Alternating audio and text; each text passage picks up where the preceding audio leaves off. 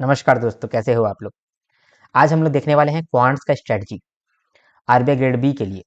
अब RBI grade B में अगर आपको सिलेक्शन लेना है फर्स्ट अटेम्प्ट में या सेकंड अटेम्प्ट में या थर्ड अटेम्प्ट में भी, बिना क्वांट्स का वो होगा नहीं।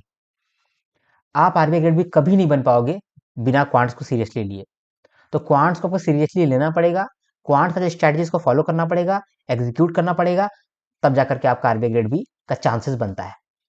तो अगर आपका मन में आरबीआई ग्रेड बी का सिलेक्शन है तो समझ लेना सबसे बड़ा प्रॉब्लम ये क्वांट्स है।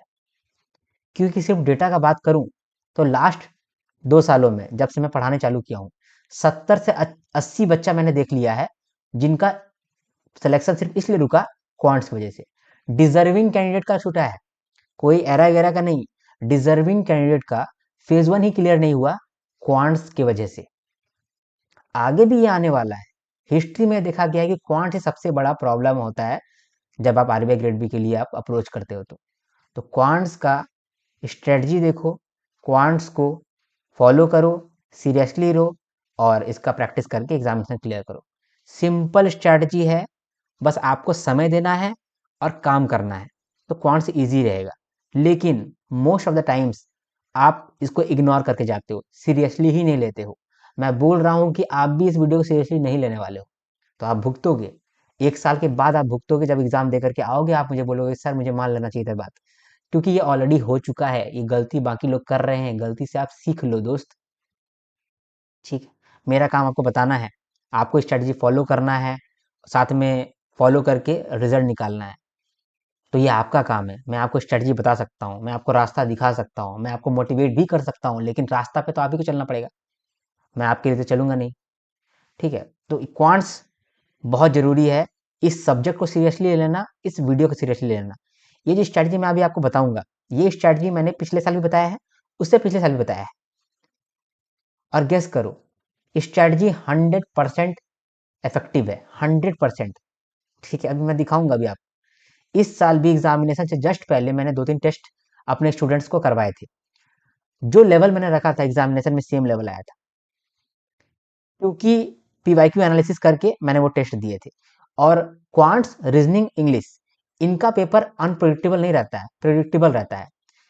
सिर्फ जीए का पेपर अनप्रिडिक्टेबल रहता है, जिसको भी हम लोग टैकल कर सकते हैं। लेकिन क्वांट्स, रीजनिंग, इंग्लिश, इसका पेपर बहुत चेंज नहीं होता है।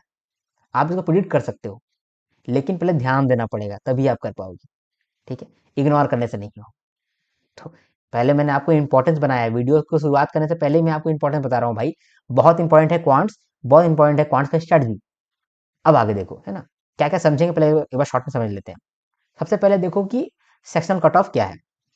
2024, 25, 23 सेक्शन कट ऑफ क्या रखता है, क्योंकि बिना सेक्शन कट ऑफ क्लियर किए आपका एग्जामिनेशन तो क्लियर होगा नहीं। तो क्वांट्स में सेक्शन कट ऑफ क्या है। इसके बाद टाइप्स ऑफ क्वेश्चन आस्ट, किस तरह के क्वेश्चन पूछे जाते हैं। इंपॉर्टेंट टॉपिक्स, ठीक है, यहाँ पर इंपॉर्टेंट टॉपिक्स का मैंने लिस्ट दिया है। टॉपिक्स सिलेबस के अंदर बहुत सारे हैं, लेकिन इंपॉर्टेंट टॉपिक्स यही सब है। इनको आप कर लोगे तब एग्जामिनेशन में अच्छा स्कोर करोगे, पास नहीं होगे अच्छा स्कोर करोगे। फिर स्ट्रैटेजी की बात करेंगे। फिर जो हमारे पेड स्टूडेंट्स हैं उनके लिए भी मैं स्ट्रैटेजी बता दूंगा, क्योंकि ये वीडियो जो है हमारे ऐप के अंदर भी जाने वाला है, तो मैं पेड स्टूडेंट्स के लिए भी स्ट्रैटेजी बता दूंगा। चलो, अब हम लोग स्टार्ट करते हैं। सबसे पहले सेक्शनल कट ऑफ देख लो कि सेक्शनल कट ऑफ क्या रहता है। सेक्शनल कट ऑफ हर साल बदलता है। ठीक है, तो जब पेपर थोड़ा सा आसान आएगा तो सेक्शनल कट ऑफ ऊपर जाएगा, और पेपर डिफिकल्ट आएगा सेक्शनल कट ऑफ कम होगा। ठीक है, पेपर अगर डिफिकल्ट आता है तो ऑटोमेटिकली बहुत सारे लोग जो हैं ज़्यादा सॉल्व नहीं कर पाएंगे, सेक्शनल कट ऑफ कम हो जाएगा। अब ये सुन लो आप कि जो मान लो आप लोग हो आरबीआई ग्रेड बी एस्पिरेंट, ठीक है, आरबीआई ग्रेड बी एस्पिरेंट, आपका कंपटीशन आपसे ही है, आप जैसे बच्चों से ही है। ठीक है, तो आप ऐसा नहीं सोच लेना कि जो एसबीआई पीओ मेंस लिखा है, एसबीआई पीओ मेंस लिखा है, वो आपको कंपटीशन है, क्योंकि वो तुरंत वो आरबीआई ग्रेड बी का एग्जामिनेशन नहीं देगा। तो वो अभी आपका कंपटीशन नहीं है, आपका कंपटीशन आरबीआई ग्रेड बी वाले स्टूडेंट्स के साथ ही है। ठीक है, तो आप इतना समझ लेना कि पेपर जो है कितना भी डिफिकल्ट आए, सब आप ही लोग के लेवल पे है। ठीक है, आई होप आप समझ पाए, सब आप ही लोग के लेवल पे है। तो जो कट ऑफ रहेगा वो सिग्निफिकेंटली बढ़ेगा नहीं, या सिग्निफिकेंटली डाउन नहीं होगा। ठीक है, क्योंकि जिस तरह से आप क्वांट्स के अंदर हो, बाकी आपके एस्पिरेंट्स भी उसी तरह के हैं क्वांट्स में अंदर, ठीक है। सारे आरबीआई एस्पिरेंट जो हैं वो क्वांट से थोड़ा सा डर खाते हैं, डर लगता है उनको। लेकिन जो अच्छा काम कर लेता है साल भर में वो आगे बढ़ जाता है, बाकी आप पीछे रह जाते हो, ठीक है। तो सिग्निफिकेंटली जो है आपको डिफिकल्टी नहीं होगा सेक्शनल कट ऑफ को पार करने में, डिफिकल्टी नहीं होगा, थोड़ा सा मेहनत करोगे हो जाएगा, ठीक है। चलो, आई होप आप समझ पाए मैं क्या कहना चाह रहा था। अभी देखो, कट ऑफ तो सिंपल है, मैं क्या आज मैं बताऊंगा। देखो, जनरल के लिए 2025 में कट ऑफ था 9, ठीक है। ईडब्ल्यूएस के लिए 6, ओबीसी के लिए 7.5, एससी के लिए 6, एसटी के लिए 6 और पर्सन विद डिसेबिलिटी 6। 2024 में जनरल के लिए कट ऑफ था 7.5, ये सेक्शन कट ऑफ का बात कर रहा हूँ, है ना। ईडब्ल्यूएस में 7.5, ओबीसी को 6, एससी को 5.25, फिर 5.25 और 5.25, ठीक है। 2023 की बात करते हैं। 2023 में पेपर बहुत ज़्यादा डिफिकल्ट था, बहुत ज़्यादा डिफिकल्ट था 2023 में। इसीलिए उस समय जो सेक्शनल कट ऑफ है वो और कम गया है। जनरल के लिए 4.5, ईडब्ल्यूएस के लिए 4.5, ओबीसी के लिए 3, एससी के लिए 2.25 और एसटी के लिए 2.25 और डिजेबल पर्सन के लिए 2, ठीक है। 2023 में मैं ऐसे ही चला गया था एग्जाम देने के लिए, जस्ट टू एनालाइज कि किस तरह का पेपर होता है, क्या होता है। तो यहाँ पर मैंने स्कोर किया था 6 नंबर। क्वांट में मैं बहुत भूसकोल विद्यार्थी हूँ। आपको मालूम है, मैं क्वांट्स के अंदर, मैथ के अंदर क्लास 12 में 33 नंबर लाया था, ग्रेस मार्किंग के साथ। तो किसी तरह से मैं पास कर गया था, क्योंकि सीबीएसई में था, नहीं तो फेल भी हो जाता। फिर भी मैंने 2023 में 6 नंबर लाया था, 2024 में 9 नंबर लाया और 2025 में यहाँ 10 नंबर लाया है शायद, ठीक है। तो ऐसा है मेरा स्कोर अभी, ठीक है। नहीं, सॉरी सॉरी, 10 नंबर नहीं, यहाँ पे 15 नंबर है शायद। तो ये मेरा स्कोर रहा है। ऐसे मैं जाता हूँ एग्जाम देने के लिए और देखता हूँ कि एग्जाम का लेवल क्या है। मैं पढ़ाई नहीं कर पाता हूँ, लेकिन एग्जाम लेवल देखने जाता हूँ। आपको मैं बताता हूँ यहाँ पर क्या हुआ है। पेपर बहुत डिफिकल्ट नहीं पूछता है, आपके पास सही स्ट्रैटेजी होना चाहिए, ठीक है। तो आपका ईज़ी हो जाएगा। अब आगे बढ़ते हैं। हम लोगों ने सेक्शनल कट ऑफ देखा कि सेक्शनल कट ऑफ क्या है और सेक्शनल कट ऑफ चेंज होता है, ठीक है। पेपर ईज़ी आएगा तो सेक्शनल कट ऑफ बढ़ेगा। 2025 में पेपर काफ़ी आसान था। काफ़ी आसान का मतलब काफ़ी आसान था। यहाँ पर बैंकिंग प्री लेवल था, ठीक है। आईपीएस प्री लेवल, ठीक है, IPS PO pre level, banking pre level था। तो इस तरह का आपको सेक्शनल कट ऑफ दिखा है। इससे पहले यहाँ पर जो है बैंकिंग मेंस लेवल था, बैंकिंग मेंस लेवल, ठीक है। ये तीनों साल आपका बैंकिंग मेंस लेवल था। बहुत डिफिकल्ट क्वेश्चन पूछे जाते थे। यहाँ थोड़ा सा हल्का हुआ था, लेकिन यहाँ पर तो बहुत ज़्यादा हल्का हो गया। इस साल मैथ का पेपर बहुत काफ़ी आसान था। अब कुछ लोगों को इसमें डिफिकल्ट लग रहा होगा, इस बार का भी एग्जामिनेशन 2025 का भी एग्जामिनेशन डिफिकल्ट लग रहा होगा। क्यों? क्योंकि आपने ध्यान नहीं दिया है, आपने चीज़ों को पढ़ाई नहीं किया है, आपने मेरी स्ट्रेटजी को बिल्कुल फॉलो नहीं किया होगा लास्ट ईयर, ठीक है। तो तभी आपको ये प्रॉब्लम हुआ है, अदरवाइज प्रॉब्लम नहीं होगा। आप जब समय दोगे तो आपको प्रॉब्लम नहीं होगा, ठीक है। चलो, ये तो मैंने यहाँ पर सेक्शन कट ऑफ डिस्कस किया। अब बात करते हैं कि किस तरीके के क्वेश्चन पूछे जाते हैं, ठीक है, टाइप्स ऑफ क्वेश्चन। तो डेटा सफिशिएंसी से क्वेश्चन बनता है, 4 से 5 नंबर के क्वेश्चन यहाँ से बनते हैं, ठीक है। अभी मैं सिर्फ 2025 का बात नहीं कर रहा हूँ, मैंने ये सारे सालों का एनालिसिस करके ये पीडीएफ बनाया है और यही एनालिसिस को ही मैं बोल रहा हूँ। तो यहाँ पर मैं सिर्फ 2025 का बात नहीं कर रहा हूँ, 24 का बात नहीं कर रहा हूँ, पूरे ट्रेंड का बात कर रहा हूँ, 2020, 21, 22, 23, 24 और 25, ठीक है। तो पूरा ट्रेंड के हिसाब से बोल रहा हूँ। डेटा सफिशिएंसी से 4 से 5 नंबर आते ही आते हैं, ठीक है। इसके बाद क्वांटिटी कंपैरिजन से सवाल आते हैं 4 से 5 नंबर के, ठीक है। स्टेटमेंट बेस्ड क्वेश्चन आते हैं 4 से 5 नंबर के। इस बार हालांकि नहीं आया था, लेकिन ऐसा क्वेश्चन आता है। स्टेटमेंट बेस्ड का मतलब होता है कि आपको बोला कि ये स्टेटमेंट करो, यहाँ से जो आंसर आएगा ना, वो आंसर को और दूसरा आंसर को मल्टीप्लाई करो, ठीक है। फिर उसको जोड़ करके कुछ लाओ आउटपुट। यहाँ पर जो आउटपुट आएगा उसको यहाँ पर यूज करके ये स्टेटमेंट को ठीक करो और आखिर में बताओ कि आंसर क्या आया है। ऐसे क्वेश्चन बनता है, उसको बोलते हैं स्टेटमेंट बेस्ड, ठीक है। इस साल तो ये क्वेश्चन नहीं था स्टेटमेंट बेस्ड, लेकिन ये भी पूछता है 4 से 5 नंबर का। डेटा इंटरप्रिटेशन, ठीक है, मतलब डीआई। डीआई से तो 8 से 10 नंबर आपका आता है, और 12 से 13 मुझे कहना चाहिए। चलो, 8 से 10 मैं बोल रहा हूँ यहाँ पर। फिर रेस्ट है, बाकी जो वर्ड प्रॉब्लम होता है अरिथमेटिक का, वो आता है 8 से 10 नंबर का, ठीक है। तो टाइप्स ऑफ क्वेश्चन आप समझ गए किस तरह से क्वेश्चन पूछ सकता है आपसे। स्टेटमेंट बेस्ड भी पूछ सकता है, डीआई तो नॉर्मल पूछता है। अभी बात करेंगे डीआई कितने तरीके का होता है, कैसे कैसे डीआई रहता है, यही बात करेंगे। क्वांटिटी कंपैरिजन, डेटा सफिशिएंसी और रेस्ट वर्ड प्रॉब्लम्स।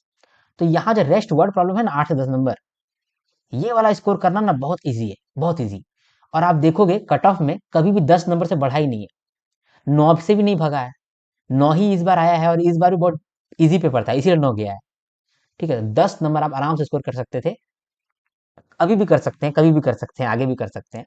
अगर आप लोग मान लो कि सिंपल थोड़ा सा पढ़ाई कर रहे हैं, प्रैक्टिस कर रहे हैं, तो ये इजी रहता है।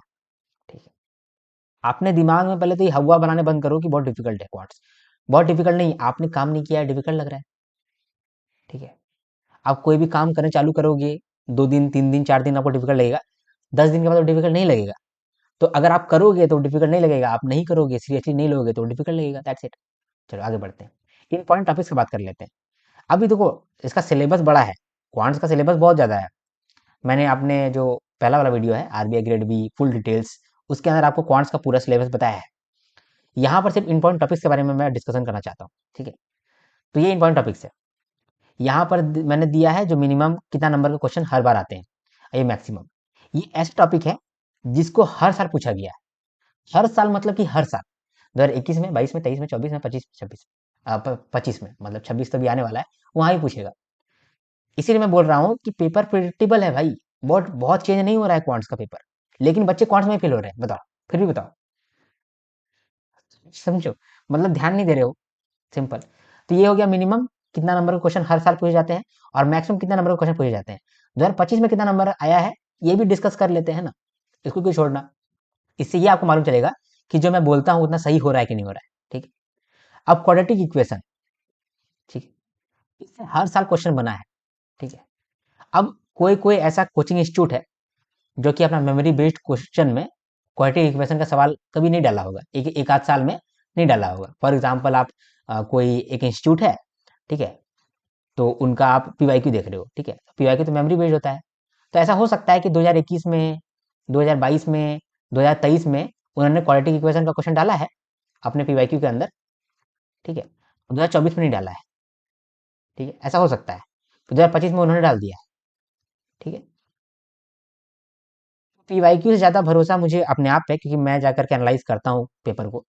तो मैं बोल रहा हूँ ये बात कि क्वाड्रेटिक इक्वेशन से हर साल सवाल बना है, हर साल, क्योंकि मैंने बनाए हैं हर साल। एग्जाम में जाकर के मैंने बनाए हैं क्वाड्रेटिक इक्वेशन, तो मुझे याद है।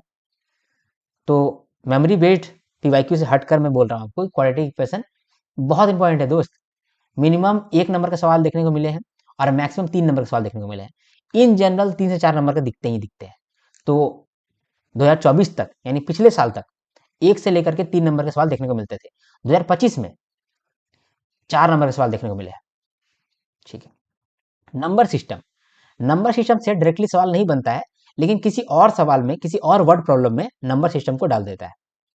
हर साल एक सवाल मिनिमम देखने को मिला था, मैक्सिमम 2 सवाल, लेकिन 2025 में कोई सवाल नहीं देखने को मिला। ठीक है, नंबर सीरीज के अंदर आता है रॉन्ग नंबर सीरीज और मिसिंग नंबर सीरीज। मोस्टली देखा गया है कि मिला जुला के क्वेश्चन पूछता है हर साल।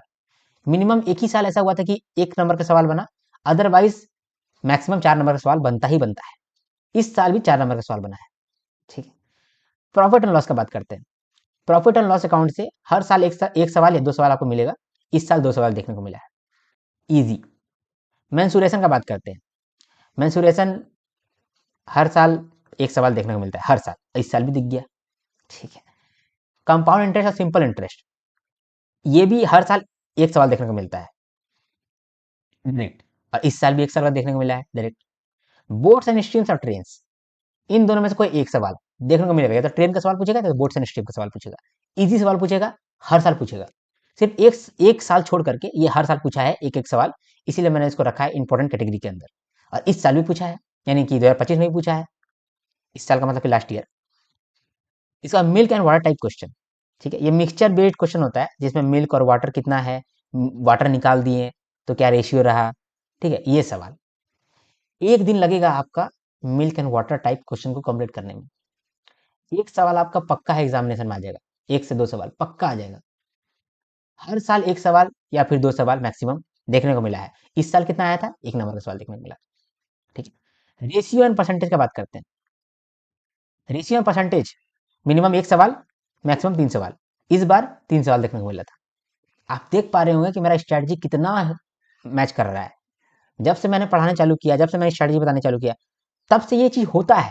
ठीक है, यहाँ पर मैं अपने आप को भगवान नहीं बना रहा हूँ, मैं आपको बता रहा हूँ कि आप भरोसा कर सकते हो इस चीज पे। अब भरोसा करके काम करो, क्योंकि आपका सिलेक्शन मेरा क्रेडिबिलिटी बढ़ाता है। ठीक है, इसके बाद है 10वां नंबर में एज बेस्ड क्वेश्चन। अब ये बहुत इजी क्वेश्चन है भाई, एज बेस्ड वाला।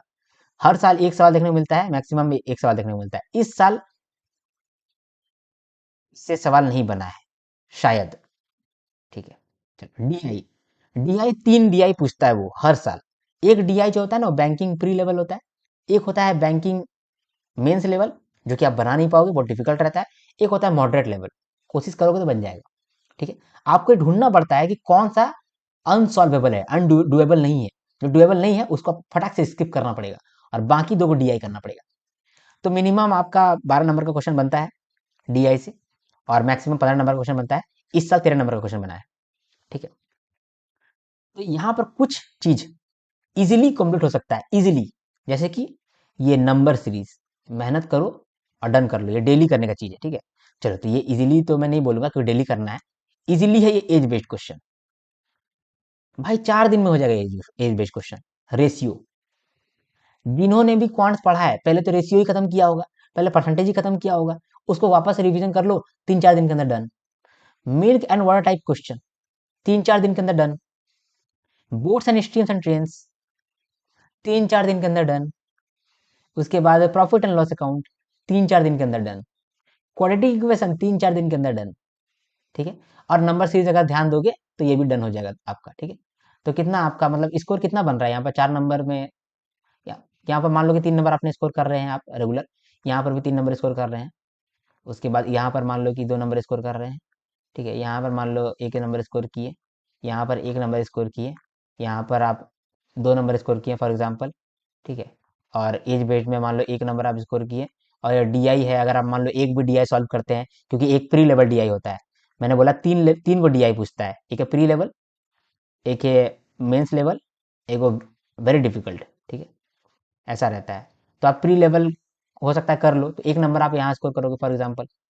तो आपने कितना स्कोर किया? 3, 3, 6, 2, 8, 9, 10, 11, 12, 13, 14, 14 नंबर आपने स्कोर किया है क्वांट्स के अंदर। और कट ऑफ कितना है वापस से देख लो, 9 से तो बढ़ा ही नहीं कट ऑफ। आप स्कोर कर लोगे 14 नंबर, ठीक है, 14 नंबर भी स्कोर नहीं कर पाओगे, 10 नंबर स्कोर कर पाओगे यार? यही काम है, बस इतना ही करना है। और ये चीज मैंने कितना बोला, ये तो मुश्किल से आपका 4, 4, 4, 4, मतलब ये 16 दिन, 20 दिन, 24 दिन और 28 दिन, 1 महीना के अंदर इतना डन है। 1 महीना के अंदर आप 14 नंबर स्कोर कर सकते हो, 1 महीना के अंदर। लेकिन इंटरेस्टिंग बात यह है कि आप लोग 1 महीना भी नहीं दोगे।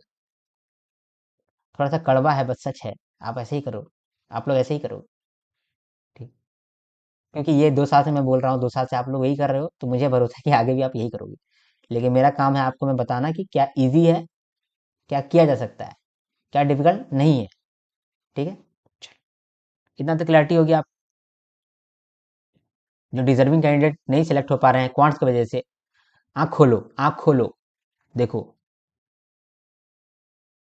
सॉरी, मैं थोड़ा सा बमक जा रहा हूँ, क्योंकि मैं अब मैं इजी है, फिर भी आप ध्यान नहीं दोगे तो मुझे गुस्सा आता है थोड़ा। ठीक है, डन, आगे बढ़ते हैं ना। चलो, ये इंपॉर्टेंट टॉपिक्स आपको समझ में आ गया। अब कहीं पेपर में लिख लो ये इंपॉर्टेंट टॉपिक्स, ध्यान दो, इस पे काम करो। ठीक है, आपके पास है अभी 4-5 महीना तो है, 1 महीना लगा दो ना भाई क्वांट्स पे, क्योंकि यही आपको फेल करने वाला है। अगर इसको ही आप निकाल लोगे तो एग्जामिनेशन क्लियर करने के चांसेस 50% ज़्यादा हो जाएगा। अभी मान लो कि आपका क्लियर करने का चांसेस मान लो कि 40% है, 60% हो जाएगा सिर्फ क्वांट्स कर लेने से, 1 महीना देने से। तो फिर इसको क्यों छोड़ रहे हो? ठीक है, अब स्ट्रेटजी का बात करते हैं। ठीक है, ये जनरल स्ट्रेटजी है, फिर पेड पेड स्टूडेंट्स के लिए भी स्ट्रेटजी बताऊंगा। ठीक है, अब देखो क्या है, सबसे पहले identify the important topics. Important topics पहले खोजो कि क्या है। बता दिया मैंने, खोजने का दरकार नहीं है। इसको लिख के रख लो, नोट कर लो। तो इंपॉर्टेंट टॉपिक्स आपको मिल गया, जान लगा दो इंपॉर्टेंट टॉपिक्स पे भी, क्योंकि यहीं पे क्वेश्चन बन रहा है। सिलेबस बहुत बड़ा है, क्वेश्चन लेकिन यहीं से आ रहा है। Build strong conceptual clarity in every topic, ये स्टेप 2 है। ठीक है, स्टेप 2 में आप कॉन्सेप्चुअल क्लैरिटी लोगे।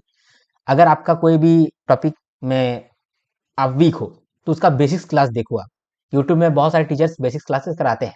ठीक है, उनको देखो आप, और उसमें से बेसिक्स बनाओ, हर एक टॉपिक का बेसिक्स आप क्लियर कर लो। ठीक है, इसके बाद हर एक टॉपिक में 300 क्वेश्चन आप प्रैक्टिस करो। 300 क्वालिटी क्वेश्चन आप प्रैक्टिस करो एटलीस्ट, ठीक है। और यकीन मान लो ये 300 क्वालिटी क्वेश्चन अगर आपने एक टॉपिक पे कंप्लीट कर लिया, तो फिर आपको चिंता कभी नहीं होगा। आपका आगे जितना जीने वाले हो, जब तक जीने वाले हो तब तक प्रॉब्लम नहीं होगा, अगर हर एक टॉपिक में आपने 300 क्वेश्चन कर लिया तो, ठीक है। अभी कैसे करोगे? मान लो कि आप पकड़े हो क्वाड्रेटिक इक्वेशन, ठीक है। तो जब तक क्वाड्रेटिक इक्वेशन के अंदर आप 300 क्वेश्चन सॉल्व नहीं किए हैं, आगे ही नहीं बढ़ना, आगे ही नहीं बढ़ना। वैसे ही देखो, मान लो रेशियो और परसेंटेज है, अगर ये टॉपिक आप पकड़े हो, तो जब तक यहाँ पर 300 क्वेश्चन सॉल्व ना हो जाए, आप आगे ही नहीं बढ़ना। अगर आप गलती से आगे बढ़ गए लालच के माध्यम से कि चलो यार एक टॉपिक तुम्हारा डन हो गया, आगे टॉपिक करते हैं और आगे टॉपिक कर लेते हैं, तो आपका कोई टॉपिक नहीं होगा, फिर आप भ्रम में रह जाओगे, ठीक है। और मैं रिक्वेस्ट करूंगा, पहले तो रिक्वेस्ट करूंगा कि आप लाइक कर दो। दूसरा मैं रिक्वेस्ट करूंगा कि जिन जो ऑलरेडी पीड़ित हैं, जो ऑलरेडी विक्टिम बन चुके हैं क्वांट्स का, आप लोग अपना एक्सपीरियंस शेयर करो अपने ये कमेंट में, ठीक है, ताकि बाकी लोग को भी बेनिफिट हो। आपका एक्सपीरियंस शेयर करने से बाकी लोग को बेनिफिट हो सकता है, ठीक है। तो मैंने क्या बोला, हर एक टॉपिक को पकड़ो, और हर एक टॉपिक में जब स्टार्ट कर रहे हो तो 300 क्वेश्चन आप प्रैक्टिस कर लो एटलीस्ट, ठीक है। इसके बाद हर मंथ में एक फुल लेंथ टेस्ट लगाओ, मतलब फुल सेक्शनल टेस्ट लगाओ, हर मंथ एक टेस्ट। देखो आपका इंप्रूवमेंट हो रहा है कि नहीं हो रहा है क्वांट्स के अंदर, हर मंथ में आपको एक करना है, ठीक है, ठीक। इसके बाद जब आप ये काम कर लोगे, तब आपके अंदर है ना डुएबल क्वेश्चन ढूंढने का स्किल आ जाएगा, skill of identifying doable question quickly. क्योंकि एग्जामिनेशन में आपके पास कम समय रहता है, आपको खोजना पड़ता है कि कौन सा क्वेश्चन सॉल्व करना है, जो क्वेश्चन सॉल्व करना है उसमें दिमाग लगाना है, सॉल्व कर लेना है। एग्जामिनेशन में कोई भी चीज ऐसे तो परोसा हुआ नहीं मिलेगा, थोड़ा सा काम करना पड़ेगा आपको, ठीक है, थोड़ा सा सोचना पड़ेगा, दिमाग लगाना पड़ेगा, हो जाएगा। ईजी रहता है, बहुत डिफिकल्ट नहीं रहता है। सेक्शन कट ऑफ क्लियर करना और आसान है, ठीक है। दिमाग में बिल्कुल भी नहीं सोच लेना कि बहुत डिफिकल्ट, डिफिकल्ट नहीं है, ईजी है। क्योंकि मैंने किया ना, मैंने खुद किया है। ज़्यादा स्कोर तो मैं नहीं कर पाता हूँ, क्योंकि मेरा क्वांट्स पे काम नहीं है और मैं काम करता भी नहीं हूँ, ठीक है, मेरा समय भी नहीं दे पाता हूँ। लेकिन फिर भी मैं बोल रहा हूँ, बिना पढ़े ही अगर मैं उसका उतना स्कोर कर पा रहा हूँ, क्योंकि मेरा बेसिक्स क्लियर है ये सब का, इंपॉर्टेंट टॉपिक्स का। तो आप भी कर लो, आप भी कर लो, प्रैक्टिस कर लो, मेरे से अच्छा स्कोर करोगे, गारंटी के साथ बोल रहा हूँ, ठीक है। चलो, अगर आपने काम किया तो, अभी काम ही नहीं करोगे तो फिर मैं कुछ भी बोलूँ, फिर उसका कोई मतलब नहीं बनता है, ठीक है। चलिए, ये हो गया। अब पेड स्टूडेंट्स का क्या स्ट्रैटेजी है उसके बारे में डिस्कस कर लेते हैं। देखो मैंने आप लोग के लिए क्या किया ना, एक रिकमेंडेड लिंक्स का पीडीएफ बनाया है, जहां पर जो भी क्वांट्स के वीडियोस होते हैं उनके लिंक्स मैंने दिया हुआ है। यूट्यूब में बहुत सारे टीचर्स हैं जिन्होंने बहुत अच्छे से चीज़ों को कवर कराया है, प्रैक्टिस कराया है। तो उन सारे वीडियोस का लिंक मैंने एक जगह में प्रिपेयर करके रखा हुआ है। कोशिश करता हूँ मैं यहाँ पे दिखा देता हूँ आपको कि कैसे वो है। एक मिनट रुको आप।